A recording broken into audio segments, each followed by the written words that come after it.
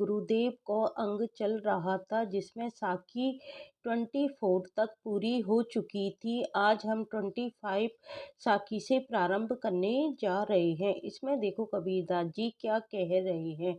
बूढ़े थे परी उभरे, गुरु की लहरी चमकी, बेहरा देखिया जर जरा, तब उतरी पड़े फरंकी।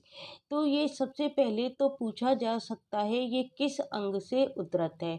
तो यह गुरुदेव के अंग से उद्धृत है।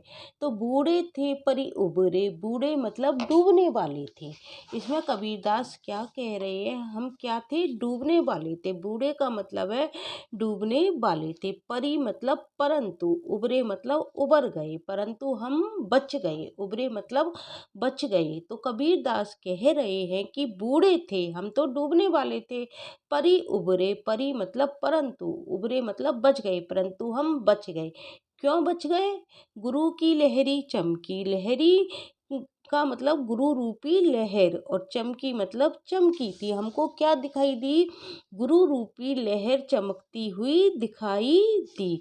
भेरा देखिया जर जरा, भेरा का क्या मतलब है? भेरा का मतलब है एक प्रकार की नाव, और जरजरा का मतलब है जर्जर। उतरी पड़े फरंकी, उतरी मतलब उतर गए, फरंकी मतलब फुर्ती से या तेजी से। तो ये जो साखी ली गई है ये कबीरदास के गुरुदेव के अंग से उद्धृत है। कबीर ने इसमें कर्म कांड छोड़कर किस प्रकार सतगुरु की शिक्षा से अपना उद्धार किया है, इसी बारे में उन्होंने बताया है। तो कबीरदास कह रहे हैं कि क्या था कि मैं तो किसमें था, बाह्य चार और कर्म कांड रूपी नाव पर सवार था। कौन सी नाव पर सवार था? भेरा देखिया जर्जरा, भेरा क्या होता है? एक प्रकार की नाव होती है। जर्जरा मतलब जर्जर। कर्म कांड रूपी नाव पर मैं सवार था, लेकिन जैसे ही गुरु की लहरी चमकी वैसे ही मैं फुर्ती से उस कर्म कांड रूपी नाव से उतर गया। तो इसमें कबीरदास कह रहे हैं कि मैं तो बाह्य चार और कर्म कांड रूपी नाव पर सवार होकर ही संसार सागर को क्या कर रहा था, पार करने का प्रयत्न कर रहा था। कैसी नाव थी? जो बाह्य आडंबर युक्त थी और कर्म कांड रूपी नाव थी। वह मेरा अज्ञान था, उसमें मैं क्या था, डूबने वाला ही था। किंतु क्या हुआ? सतगुरु की कृपा रूपी लहर चमकी, उससे क्या हुआ, प्रकाश हुआ, मुझे ज्ञान प्राप्त हुआ। गुरु ने क्रम कांड रूपी नौका को क्या समझा? जर्जर समझा। वो क्या थी? जर्जर थी। कौन सी नाव? कर्म कांड रूपी नौका। मैं गुरु कृपा से मिले ज्ञान के कारण विषय वासना और कर्म कांड रूपी नौका से उछलकर क्या हो गया? अलग हो गया। तात्पर्य क्या है कि गुरु ने विषय वासना एवं आसक्ति से छुटकारा दिलाकर मेरे अंदर क्या की? ज्ञान की प्रतिष्ठा की, जिससे भव सागर को पार होने में मुझे बाधा नहीं रही। यही इस साखी में बताया गया है कि हम तो इस भवसागर में डूबने को ही थे कि गुरु कृपा की एक लहर ने हमें पार लगा दिया। उस गुरु कृपा के द्वारा ही हमने देखा कि जिस वेद शास्त्र आदि के बेड़े से हम संसार सागर पार करना चाहते थे, नाव कैसी थी? वेद शास्त्र वाली थी, जिससे कि वो संसार सागर पार करना चाहते थे। वह तो शीर्ण है, अतः हम उससे क्या हो गए, तुरंत कूद पड़े और प्रभु भक्ति का हमने क्या लिया? संबल ग्रहण किया। भाव यह है कि केवल गुरु कृपा से ही भव सागर पार किया जा सकता है। इसमें गुरु की लहरी चमकी में क्या है? रूपकाती शोक्ति अलंकार है, क्योंकि बढ़ा चढ़ा कर क्या किया गया है? वर्णन किया गया है। और बेरा देखा जर्जरा में भी यही अलंकार का सौंदर्य दिखाई देता है। यदि आपसे इसका सामाजिक विश्लेषण पूछा जाए तो क्या आंसर होगा कि कबीर का क्या मानना था कि बाह्य चार और कर्म कांडों से क्या है, मुक्ति नहीं मिल सकती। और मुक्ति कब मिलेगी? सतगुरु के बताए हुए मार्ग पर चल करके के ही मुक्ति प्राप्त की जा सकती है। और सतगुरु किसकी कृपा से मिलता है? ईश्वर कृपा से मिलता है। कबीर सतगुरु का क्या मानते हैं? आभार मानते हैं। यदि आपसे सांस्कृतिक विश्लेषण पूछा जाए तो क्या आंसर आएगा उसमें कि मध्यकाल में भारतीय संस्कृति में विकृतियों को देखकर कबीरदास ने क्या किया था? कर्म कांडों का बहुत प्रकार से विरोध किया था। वे ज्ञान और भक्ति को ही क्या देते थे? महत्व देते थे। आगे चलकर तो उन्होंने प्रेम भक्ति पर भी जोर दिया है। उनके अनुसार ज्ञानी को भी भक्ति करना आवश्यक है। उन्होंने कर्म कांडों को जर्जर नौका कहकर उन्हें क्या बताया है? छोड़ने के लिए कहा है। यदि आपसे साहित्यिक विश्लेषण पूछा जाए तो इसकी भाषा कैसी है? तद्भव मिश्रित भाषा है, श्लेष का वर्णन है और इसमें रूपकाती शोक्ति अलंकार है। अब हम 26 साखी करने जा रहे हैं। इसमें देखो कबीरदास क्या कहते हैं? गुरु गोविंद तो एक है, दूजो यह आकार, आपा मेट जीवत मरे तो पावे करतार। दूजा मतलब दूसरा, यहू मतलब यह है। आपा क्या होता है? आपा होता है अहंकार। आपा क्या होता है? अहंकार। करतार मतलब ईश्वर के लिए आया है। तो इसमें सबसे पहले तो ये पूछा जा सकता है ये साखी किस अंग से ली गई है? तो प्रस्तुत साखी कबीर के गुरुदेव के अंग से उद्धृत है। ये किस में देते हैं? प्रसंग में इसकी व्याख्या की जाती है।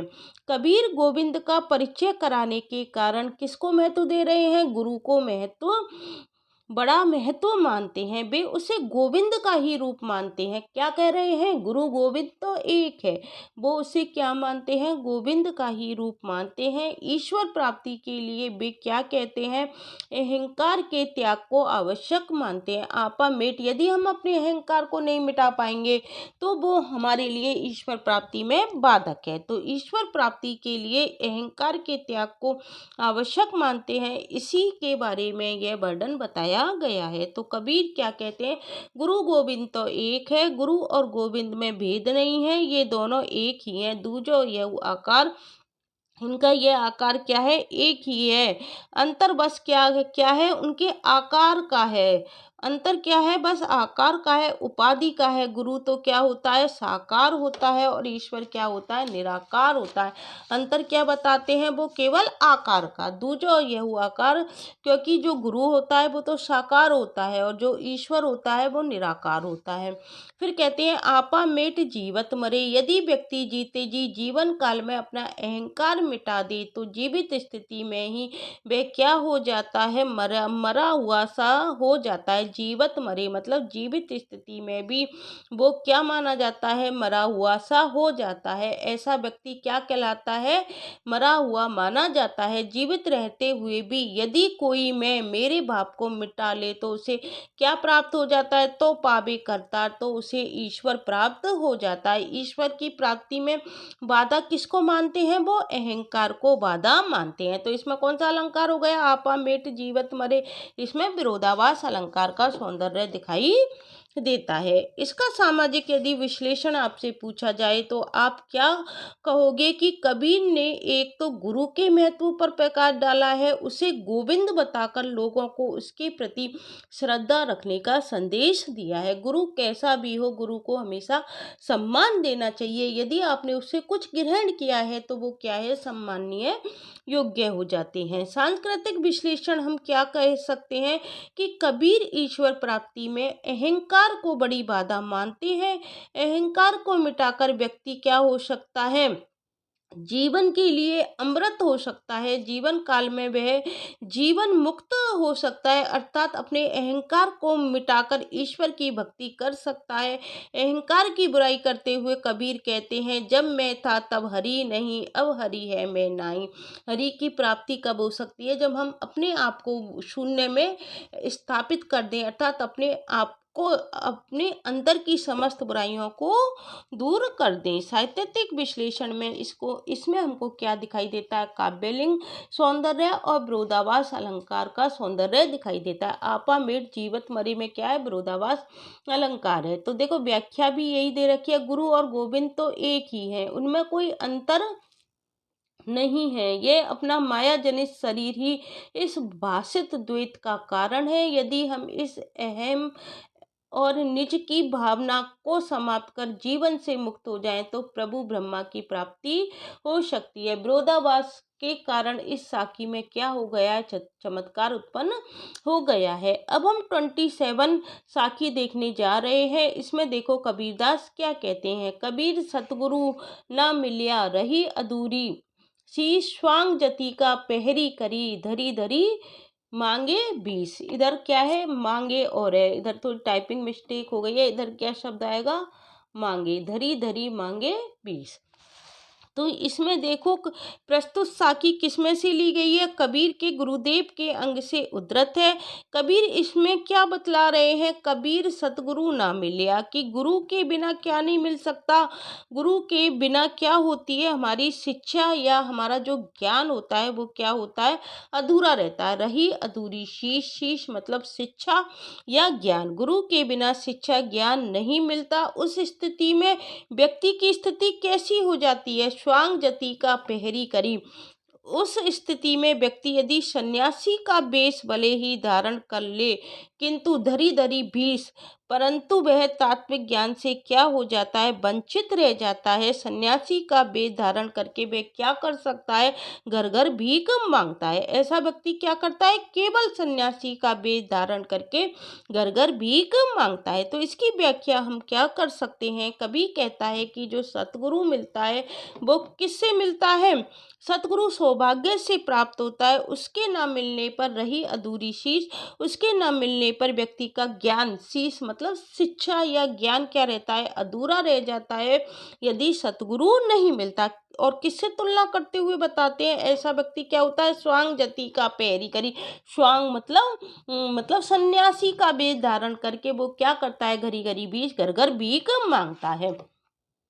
अब देखो व्याख्या, कबीरदास जी कहते हैं यदि शिष्य को सतगुरु की प्राप्ति नहीं होती है तो उसकी शिक्षा क्या रह जाती है, अपूर्ण रह जाती है। तपस्वी वेश धारण करके द्वार द्वार पर भिक्षा मांगने वाले सतगुरु नहीं हो सकते। स्वांग जति का पैरी करी में क्या है, एक व्यापक बिंब थोड़े शब्दों में क्या हो गया, मूर्तिमान हो गया है। इसका यदि सामाजिक विश्लेषण आपसे करवाया जाए तो आप क्या कह सकते हो कि कवि ने सतगुरु का महत्व बतलाते हुए स्पष्ट कहा है कि सन्यासी का वेश धारण करना तो व्यक्ति के हाथ में है, किंतु ज्ञान तो गुरु से ही प्राप्त होता है। महत्व ज्ञान का है, वेश का नहीं। वेशभूषा का महत्व नहीं है, महत्व किसका है, ज्ञान का है। इस बारे में मीराबाई भी कहती है कि व्यक्ति सन्यासी वेश धारण करने से महान योगी नहीं हो जाता। सन्यासी होने की भी एक अलग युक्ति होती है। जोगी होए जुक्ति नहीं जानी, उल्टी जन्म फिर आसी। और साहित्यिक विश्लेषण यदि आपसे पूछा जाए तो इसमें क्या है, इसमें अनुप्रास और पुनरुक्ति प्रकाश क्यों है, धरी धरी 2 बार आवृत्ति हुई है तो क्या है, पुनरुक्ति प्रकाश का सौंदर्य दिखाई देता है। अब साकी संख्या हम 28 देखते हैं। इसमें कबीरदास जी क्या कहते हैं, सतगुरु साचा सूरी बा ताते लोही लोहार क्षण, सतगुरु साचा सूरी बा ताते लोही लुहार, कसनी दे कंचन किया ताई लिया तत्सार। ये क्या है, ये थोड़ी टाइपिंग मिस्टेक हो गई है। इधर शब्द आएगा कसनी, क्या शब्द आएगा, कसनी। अब इसमें देखो क्या बताया गया है, सतगुरु साचा सूरीबा, सतगुरु क्या है, सच्चा सूरवीर है। जाते लोही लोहार, किससे तुलना की गई है, देखो सबसे पहले तो सूरीबा का क्या मतलब होता है, शूरवीर। ताते का मतलब होता है गर्म तत्व, लोही मतलब लोहे का, लोहार मतलब लोहार, लोहार लोहे का काम करता है। कसनी मतलब कसौटी, जिस पर हम क्या कर सकते हैं, सोने की परख की जाती है। कंचन मतलब खरा सोना। ताई मतलब लिया, सुरक्षित रखा। और तत्सार क्या है, ये तत्व सार या सार तत्व कह सकते हैं। तो प्रस्तुत साकी किससे ली गई है, गुरुदेव के अंग से उद्धृत है। कवि ने बतलाया है कि जो सतगुरु होता है वो दोषों को दूर कर शिष्य में क्या बनाए रखता है, सार तत्व बनाए रखता है। किसकी भांति, इसकी व्याख्या अभी हम कर रहे हैं। देखो कबीरदास जी कह रहे हैं कि सतगुरु द्वारा शिष्य की भलाई के लिए किए जाने जाने वाले कार्य पर प्रकाश डालते हुए कहते हैं कि सतगुरु शिष्य के विकार को दूर करने के लिए कैसा आचरण करता है। लोहार के जैसा और सुनार की तरह कसनी से कंचन किया, तो यहाँ कौन आ गया, सुनार आ गया।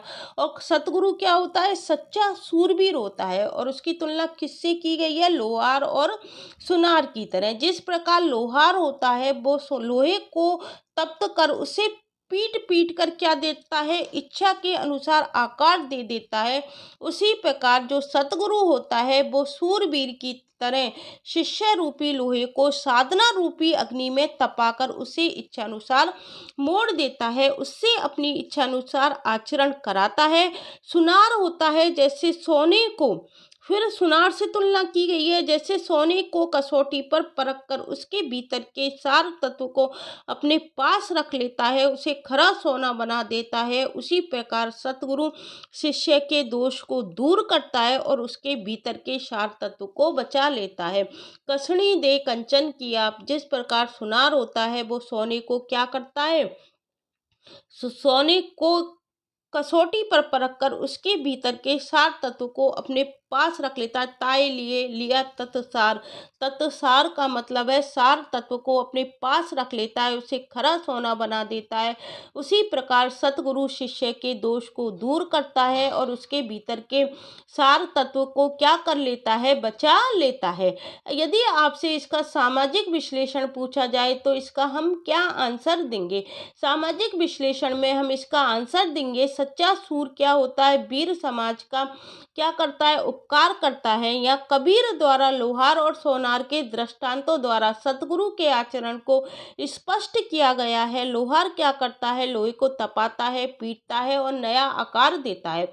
सुनार क्या करता है, सोने की कसौटी पर सोने की परख करता है, उसके दोषों को दूर कर उसे क्या करता है, सुंदरता प्रदान करता है। उसी प्रकार सतगुरु क्या करता है, शिष्य से कड़ी साधना करता है, उसके विषय आसक्ति आदि दोषों को दूर करता है। वह शिष्य के भीतर क्या जगाता है, ज्ञान जगाता है। वह शिष्य की अच्छाइयों को भी सुरक्षित रखता है, कहीं उसमें बुराइयां नहीं आ जाए। साहित्यिक विश्लेषण यदि आपसे पूछा जाए तो आप क्या आंसर दोगे। तद्भव शब्दावली प्रयुक्त अनुप्रास सांगरूपक आदि अलंकारों का इसमें क्या किया गया है, वर्णन किया गया है। जिस प्रकार लोहार तत्व लोहे से पीट पीट का सुगढ़ और सुडोल आकार देता है, कबीरदास कहते हैं कि सतगुरु शिष्य को परीक्षा की अग्नि में तपा तपा कर स्वर्णकार की भांति उसे इस योग्य बना देते हैं कि वह शुद्ध कंचन की कसौटी पर खड़ा उतरकर किसको प्राप्त कर लेता है, ब्रह्म को प्राप्त कर लेता है। आज मैंने आपको 28 साखियां पूरी करा दी हैं। आशा करती हूँ आपको समझ में आ गई